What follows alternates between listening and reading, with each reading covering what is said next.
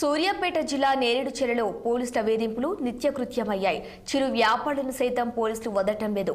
పట్టణ పోలీస్ స్టేషన్లోని పనిచేస్తున్న 3 పోలీసులు ఏకంగా ఎస్ఐ పేరుతో బెదిరింపులకు పాల్పడుతున్నారని ఆరోపణలు ఉన్నాయి.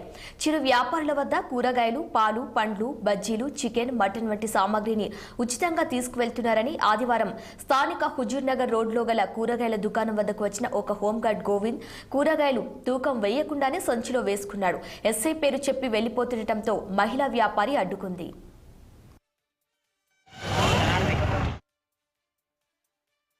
కూరగాయలు కొట్టి పెట్టుకున్నాండి. ఇట్లా 4 సార్లు వచ్చిందండి. నేను చర్య తీసుకున్నా. ఎస్ఐ గారి గంటలుగా నేను స్టేషన్ గంటలుగా నేను పోదామని చెప్పినండి. అప్పుడు 150 రూపాయలకి వందించిపోయిందండి. ఈసారి కూర డబ్బులు అడిగితారుగా స్టేషన్ కండండి.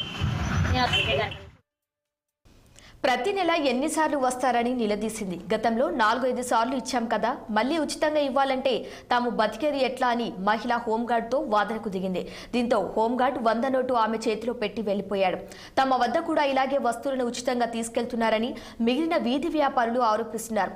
చిన్న వ్యాపారం చేసుకుంటున్నామని, వారు అడిగినవి ఇవ్వకపోతే వేధింపులకు గురి చేస్తారేమోనని భయపడి తమకు నష్టం జరిగినా ఇస్తున్నామని ఆవేదన వ్యక్తం చేస్తున్నారు.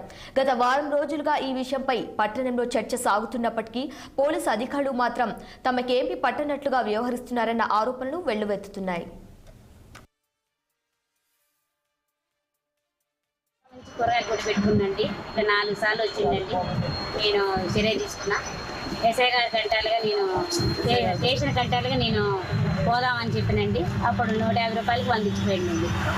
ఈసారి కూర డబ్బులు అడిగితారుగా స్టేషన్ కండండి. నేను ఎస్ఐ గారి గురించి మాట్లాడతాను. అంటే ఏమన్నాడు? ఏమన్నా డబ్బులు ఎంత ఇచ్చిండు? 150కి వందించిందండి.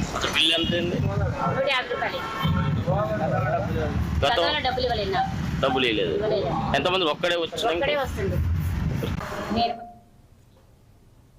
ఇవి ఇప్పటి వరకున్న అప్డేట్స్. Keep watching 6 TV. సామాన్యుడి ఆరు ప్రాణం.